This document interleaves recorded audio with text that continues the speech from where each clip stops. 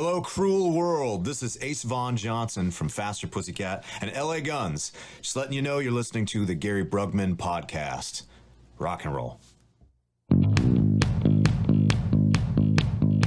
Hey, is that... Yo, it's your man's Big Daddy Roughneck. You're tuned into the Gary Brugman podcast.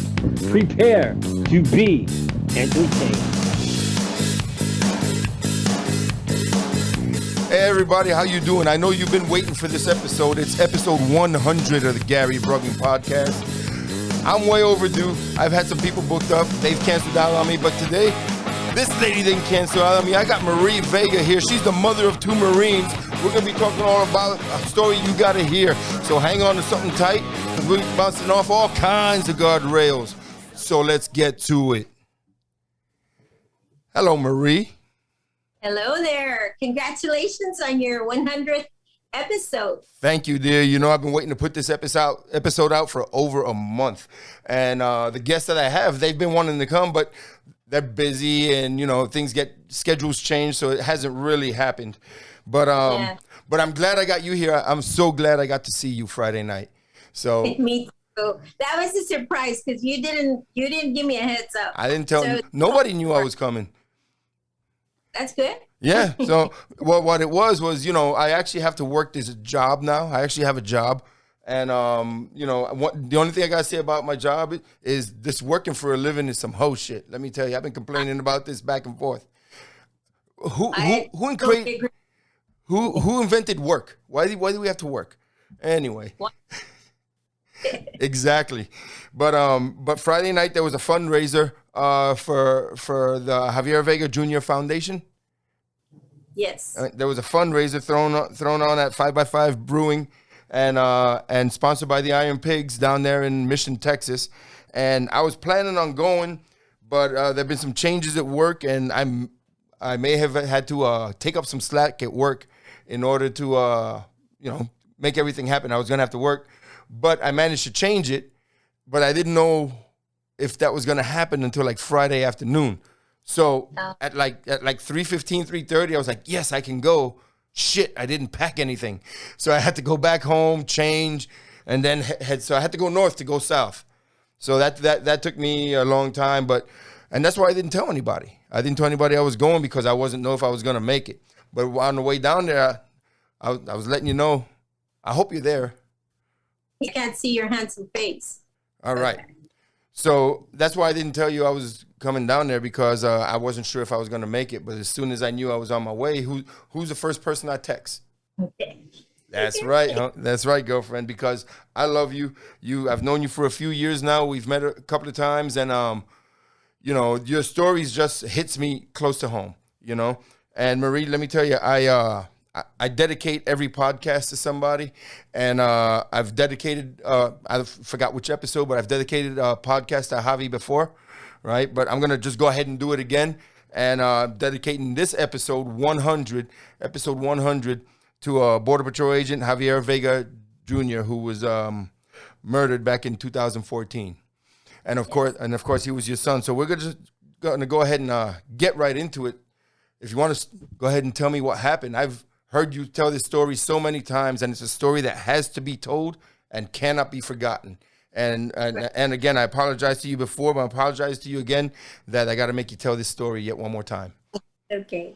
I agree with you. These stories need to be continuously told. And yeah, so like you said, you've heard my story or our story before. August the 3rd, 2014, Harvey had a day off, and of course he reached out to us and said, you know what, I have a day off. I want to go down there. I'm taking the boys. They want to do some target shooting and they want to go fishing. And so we had this favorite fishing spot in Santa Monica in the floodway. He had permission to take us anytime that he wanted to go fishing. And in fact, we had been fishing there maybe like 14 years. Wow. Never an incident. Never, not once. Every time that someone came up to us, it was, are the fish biting? What bait are you using? What are you catching? You know, stuff like that. Really friendly. Right. anyway, so of course, we barbecued for him here at the house. And then he took the boys to our friend's ranch and they went target shooting. Each boy picked 2 or 3 guns, right? Because they wanted to shoot with different weapons. And So when you say boys, you're talking about Harvey's kids? Harvey's kids. Okay. Yeah, he has 3 boys. But this time, the middle child, his friend, and the youngest one came to visit with Harvey and Andrea. And anyway, so they went out, did their target shooting, came back. No, take that back. We barbecued, they ate, and then they went target shooting. Okay. So he calls and says, Dad, Mom, the boys are done shooting. They want to go fishing now. And so we're like, okay, well, just go straight over there. We'll meet you there. Let's not waste any more time here. You know, I don't want it to get dark on us and, you know, stuff like that. So on our way over there, we run into each other. So we just follow each other over there. And we go down to our fishing spot, and this truck, stolen vehicle, and it was actually an SUV, drove down to where we were, but they didn't like exactly go all the way up to where we were. They kind of stopped before reaching us. They backed up and took off. Okay. So they kind of did a drive-by first. Well, it wasn't, you know, they drove up, stopped, backed up, and went out the same way they came in. And so I noticed it because I had already seen that truck before with 2 guys drinking up on the levee. And so I told the guys, I was like, look, there's somebody coming over here. And we're all thinking, okay, they're looking for a spot to fish, right? Well, they left. And then they're coming back. But the second time that they're coming back, they jumped out of their vehicles shooting at us. Okay?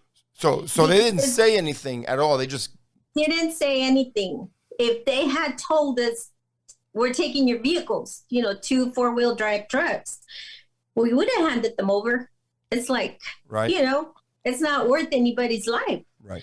And so, like I said, they both jumped out of their vehicle shooting at us, and Harvey went to reach for one of the,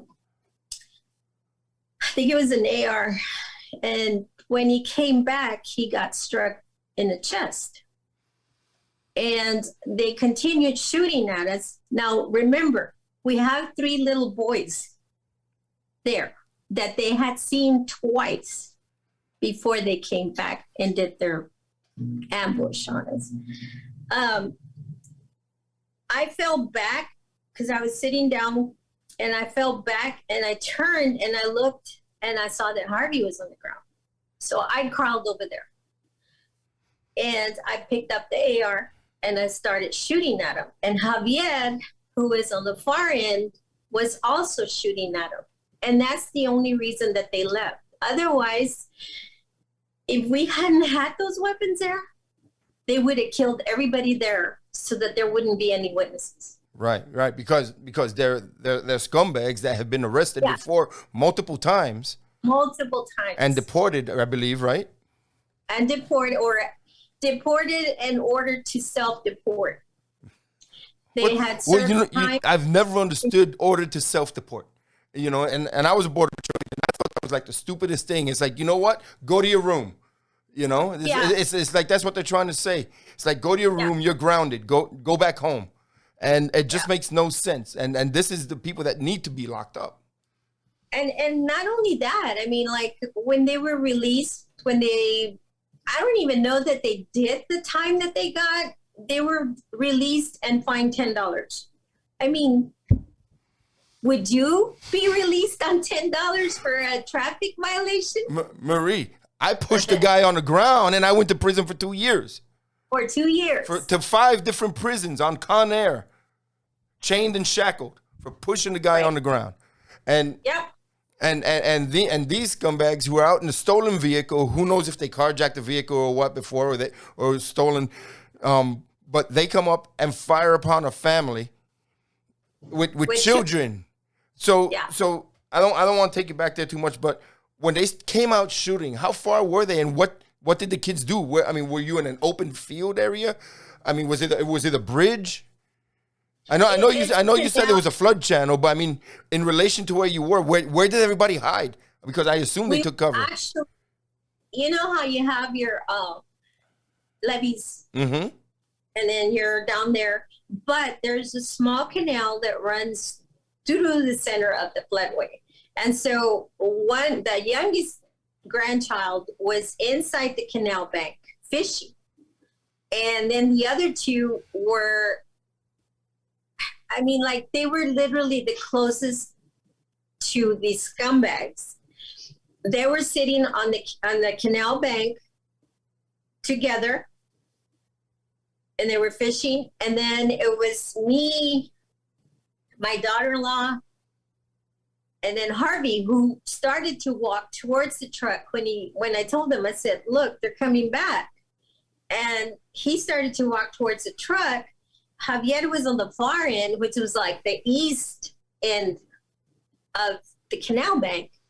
And I mean, they literally got really close because they stopped their vehicle really, really close to, and I can't remember right now if it was Javier's truck. I think it was Javier's truck that was closest to them, and then Harvey's truck. And they were kind of parked at an angle because we opened up the tailgate and we had like the bait and the hooks and everything, the tackle boxes and everything sitting on them, and we were cutting the bait there for the boys.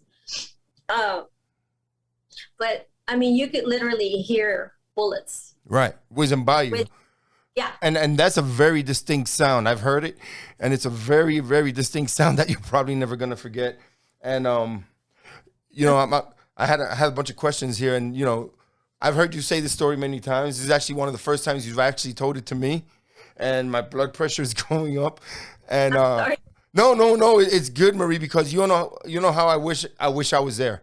Yeah. I wish I was there. And, just like every other fallen agent or brethren, or something happens to somebody, because I think anybody that attacks, children, women, or the disabled should be an American citizen. Should be an American. When an illegal alien attacks an American, let alone a family, they should just be fucking crushed. Yeah.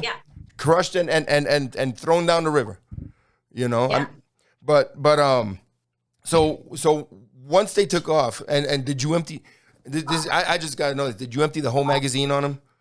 What happened was that I fired several rounds, but then the thing jammed on me. Oh, did you? Javier did empty his, and he came over to try to, help me with mine, and we couldn't unjam it. But I'll tell you later why that happened. Okay, but Javier Senior was hit too, wasn't he?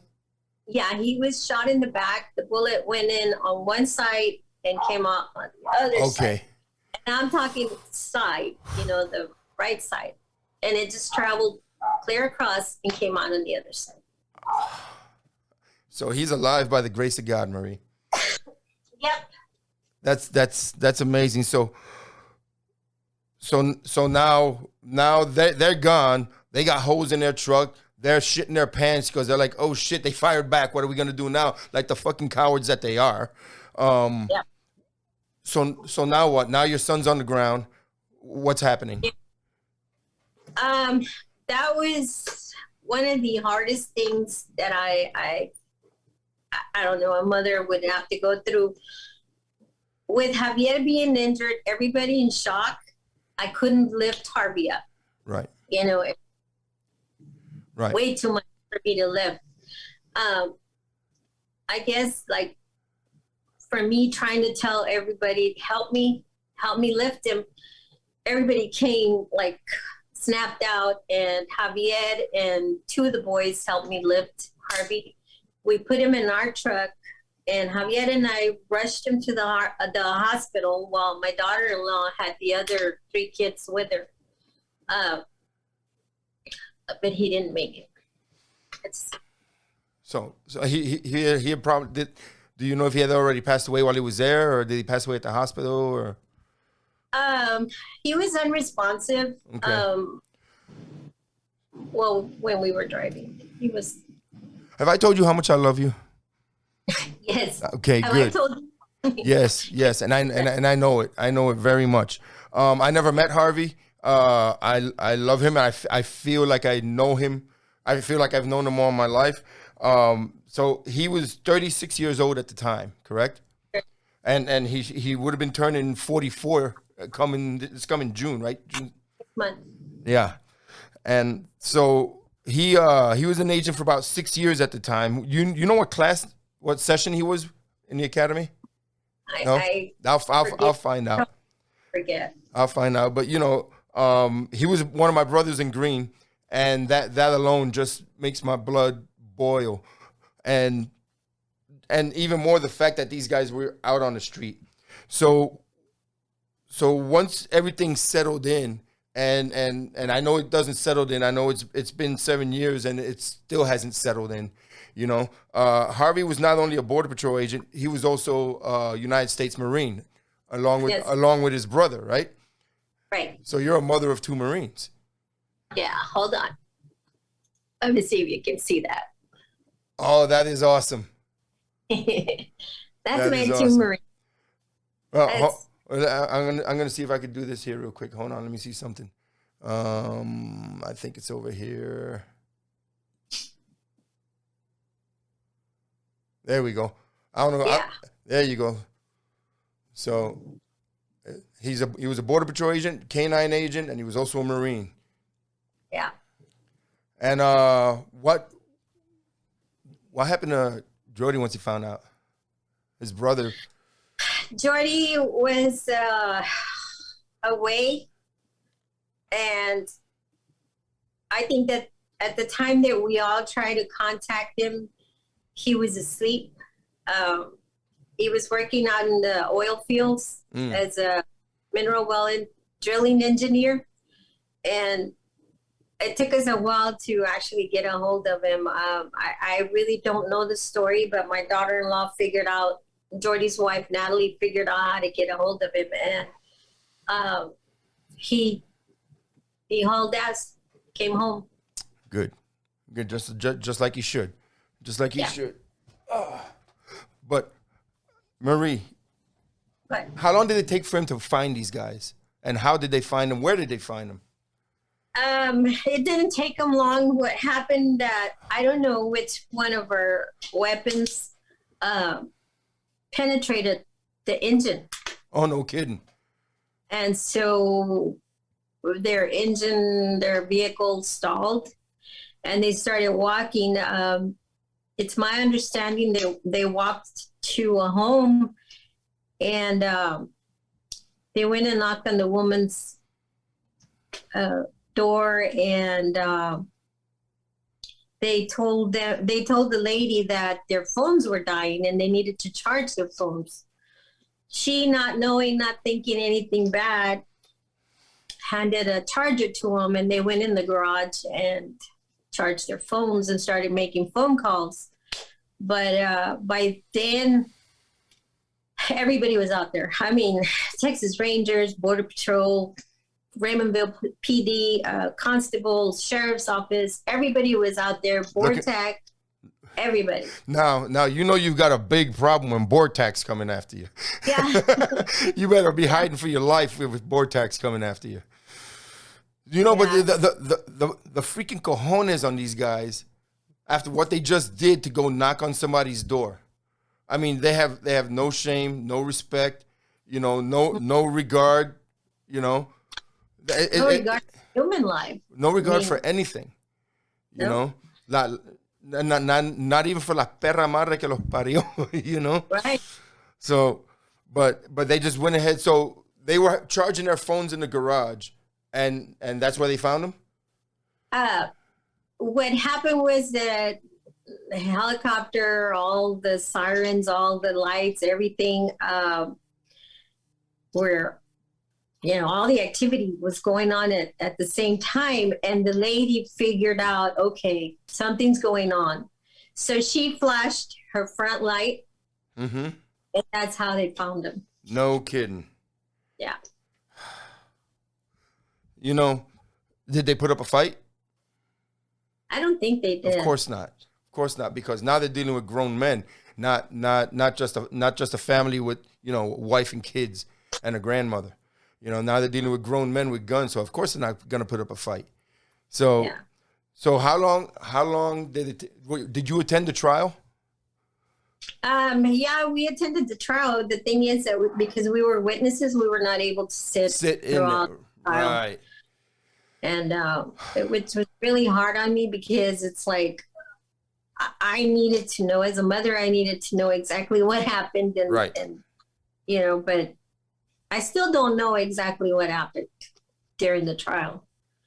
Well, the important thing that happened is that they got convicted. Yeah. Right. And I want to go ahead and like talk about them. But you know what? We might have to make this short because I don't want to say those freaking scumbags' name. They don't deserve to have their name spoken ever again. And I sure as hell don't want you to say their names ever again either. Yeah, I know that bothers me when when I'm reading something in the news and they have Harvey's picture and then they have these scumbags. It's like, oh, why are you putting these freaking cowards? Exactly. And that's exactly what they are. They're cowards. They're cowards that, you know, I'm sure if me and my friends were out there fishing, they wouldn't even try that on us. You know, they wouldn't try that because they're not going to fight grown men because they're cowards. They go after people who are weak. But in your case, and being you're the mother of 2 Marines and you got a strong husband who almost broke my hand the other night, right? Oh, that hurt. No, it didn't. Well, he caught me, and it wasn't that he squeezed my hand too. He grabbed my fingers, and I had my ring on. And he's a strong man, let me tell you. He's a strong man, and I was like, "Ay, coño, that hurt." I know he doesn't know it. I'm sorry. But you know what? They came up against a family that had a mother of 2 Marines and a strong father who led the family, and they got theirs. I bet you that's the last thing they ever expected was going to happen when they got out of that car and started shooting at you. They probably ran. I missed. Huh? Say again, Marie? I wish I missed. You know what, Marie? Harvey's proud of you. Harvey's proud you grabbed and you didn't. I bet you didn't even think about it. It was just a reaction for you to return fire. It was. And you know, years ago, you and me were talking, messaging back on Facebook, and you told me that same thing. You told me that one of your biggest regrets is that you missed every shot. You know, but you know what's more important is that you took the shot and drove him away. You okay? Okay. Have I told you how much I love you, Marie? No, you haven't. I love you Tell so me. much. I love you so much. I love you too. And thank you for being part of my life. But these guys, these 2 cowards, they got sentenced. One got sentenced to the death penalty, but they ended up taking it away, didn't they? Or is he still on death row? He's in the appeals process of this whole thing because you know how it is. Yeah, of Like, course. they have so many rights. It's crazy that they have more rights than the American citizen. Right. And you ain't got to tell me that. I know that.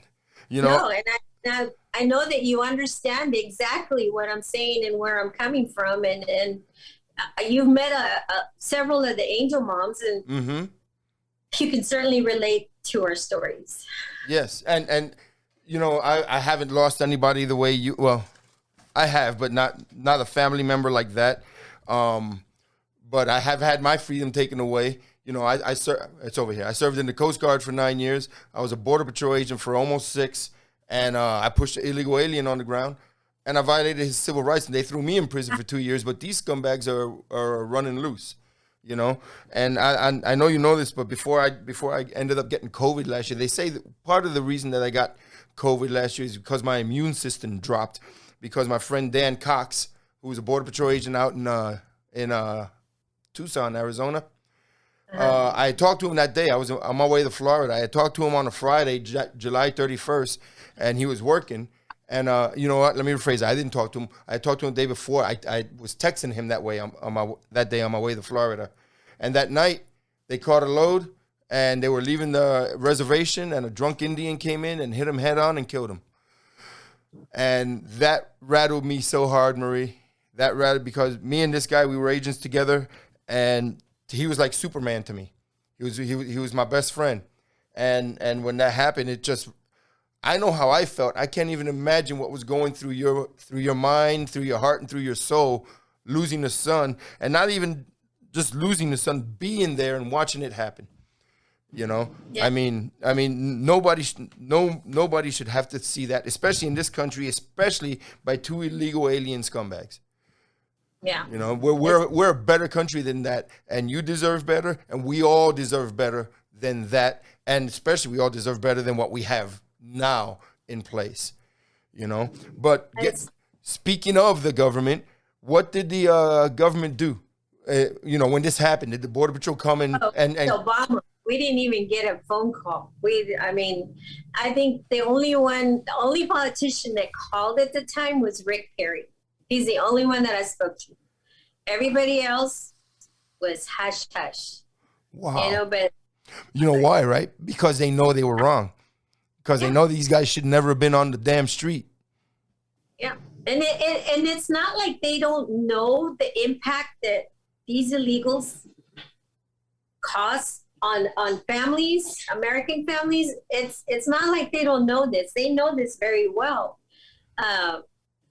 And it's just, I can't even begin to understand what their mentality is and why they would allow something like this to happen. Right. And continue to happen. Because, you know, if they hadn't been here, you wouldn't have been in the mess that they put you in. Exactly. You know? Exactly. So, I grew up in New York City, and, I'm going to be 56 years old. I know I look like I'm 27, but still. Don't laugh so hard, Marie. But you do. But I grew up in New York City during the 70s and 80s, gangs, drugs, fighting, a lot of stuff. And I managed not to go to prison. And I ended up joining the Coast Guard because I wanted to be in law enforcement. And I stayed in. I joined for 4. I stayed in for 9. Became a Border Patrol agent, and I was actually great at my job. Friday night you met my old partner John. Actually, he was my trainee. I was his journeyman, and he just retired. He was my trainee, and he just retired. And I still bleed green, and I'm not patting myself on the back, but I was good at my job, and when I was around, people felt safe. And just the fact that this is happening is just crazy. So no politicians, the governor, the president, any senators, congressmen, anybody call you, or is it just Rick Perry? No, it was until President Trump was in office that we even got a voice. I mean, and I was asked one time, after the first time that I met President Trump, they asked me what he was like. And I said, you're not going to believe this.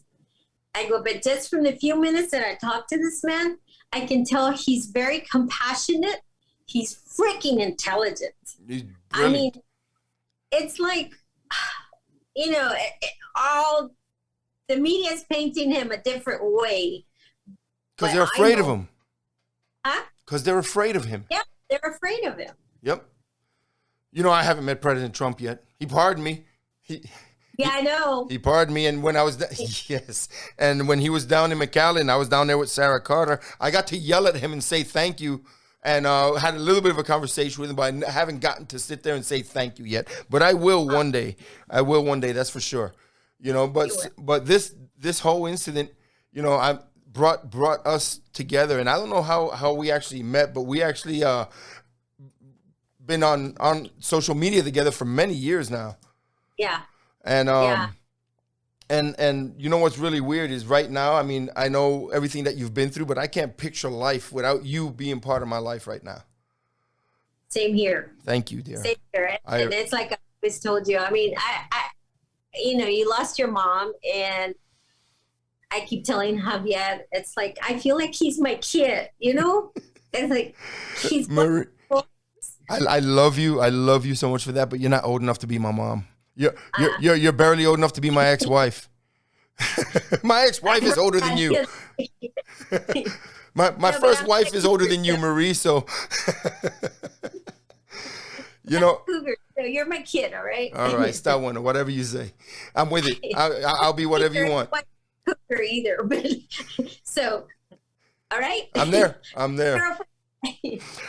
So did the Border Patrol come up and say anything to you? Did they respond with anything, or did you have to pry it out of them as well? Because I know they named the checkpoint after him. Huh? I know they named the checkpoint after Harvey. Gary, you cannot imagine how many people have come forward, and it's like they want to do something to honor Harvey from the very beginning.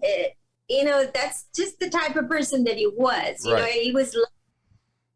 He would take the shirt off his back just to give it to you, and I think that is the reason that all these people have come forward wanting to do something in his honor. I mean, we had one of his classmates reached out to me, and he wanted to donate a brick with his name for the Veterans Memorial here in town. And, we were messaging back and forth, texting, calling, and he got it done. There's a brick here in town with Harvey's name in it. That's so awesome.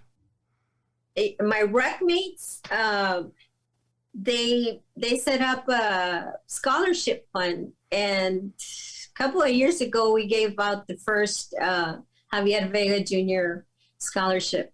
And get this, so we asked for essays, and they submitted, a bunch of the kids submitted an essay, and we didn't know any of the kids. We didn't know any of the families. And I told them, I said, you know what, I'm going to stay out of it. You guys decide which student you want to help, and I'll be there with you all.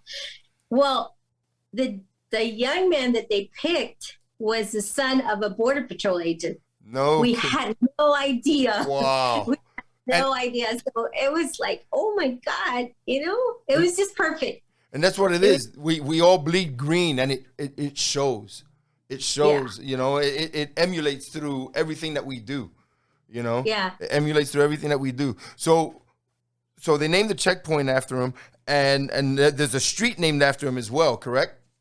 Yes. Cool. The street I live on is Javier Vega Jr. Street. And that was a friend of ours who was a police chief here in La Feria. He's the one that initiated the whole thing, and he carried it out and got it done. Well, we're still working on raising funds to get that statue done of him too. Yeah. So we're working on that. Do you have somewhere where a website, or is there a place people can go donate? Because I got, this whole podcast thing is kind of weird because I got thousands of listeners that listen, but I put this up on YouTube and different places as well, and I don't get many views because not many people watch the podcast. Everybody listens as they're driving and everything. Yeah. So do you have somewhere that people can donate to? Do you know a website? I know that it's called the Javier Vega Jr. Memorial Foundation. I'm not sure. We had the GoFundMe account, remember, at one time. I think that one closed, but I can check on it and see if we can get the I'll get donation. It, and I'll post it right here. I'll post it right here. That's going to be the link that you go to where you can donate to the Javier Vega Jr. Memorial Fund. Memorial Foundation, I think is. Memorial Foundation. So we'll get that and we'll post it right here. That way we get some donations going in and work on the statue. So what kind of a kid was Harvey growing up? He was a good kid. Not like me? He could not tell a lie. And you want to know why? He had the hugest, biggest dimples that you have ever seen.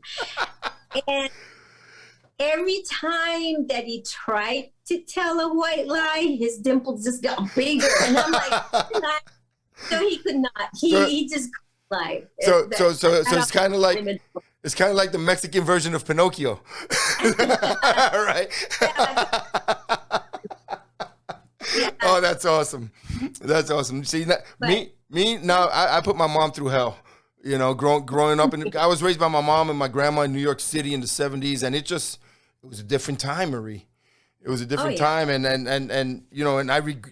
I don't regret. I can't say I regret, but I'm sorry that I put my mom through a lot of the stuff that he did, and I'm glad that. Say again. And you learned from it. I did. So. I did, and I took care of her as best as I can when she needed me to. Yeah, You know? I know you did. I saw it. Thank you. Thank you.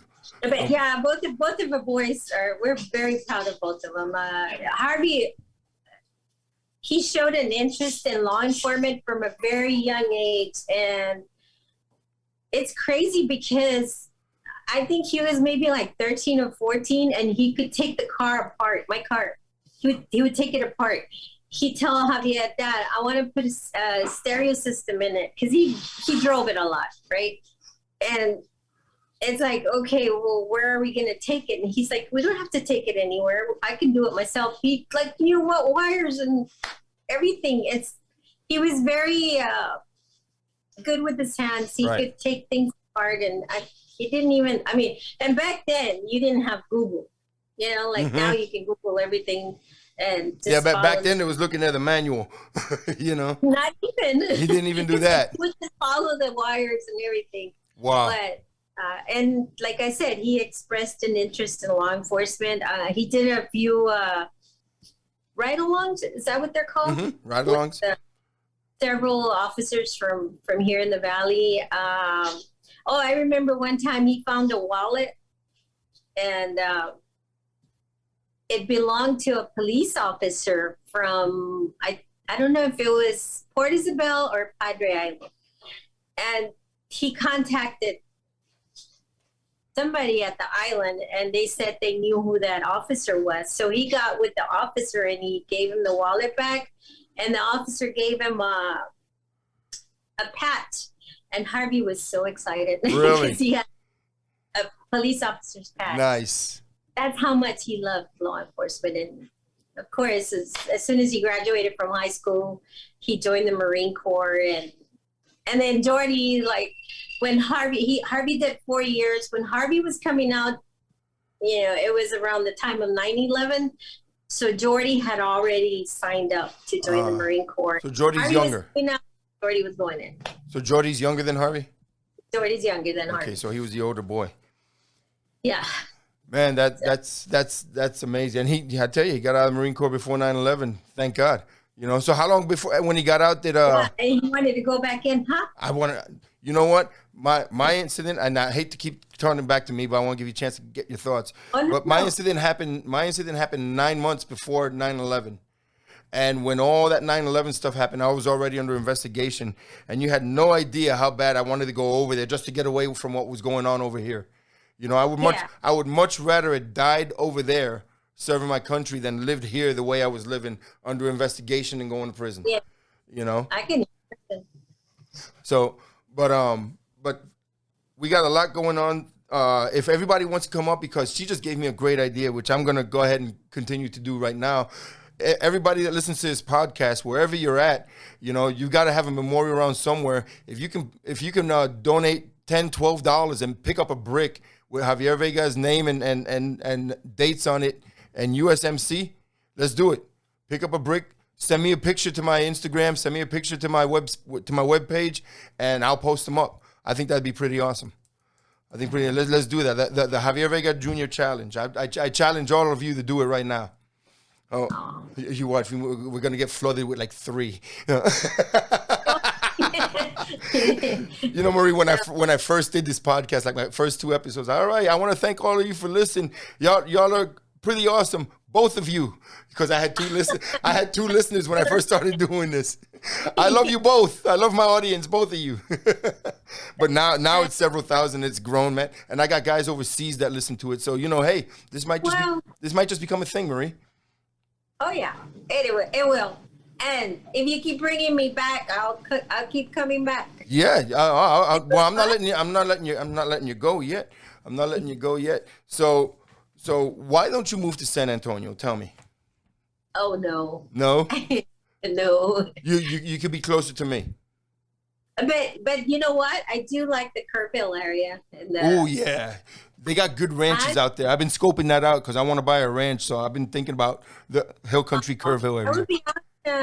Get one where there's like a lake and a creek, and I'm planning on it. Fishing.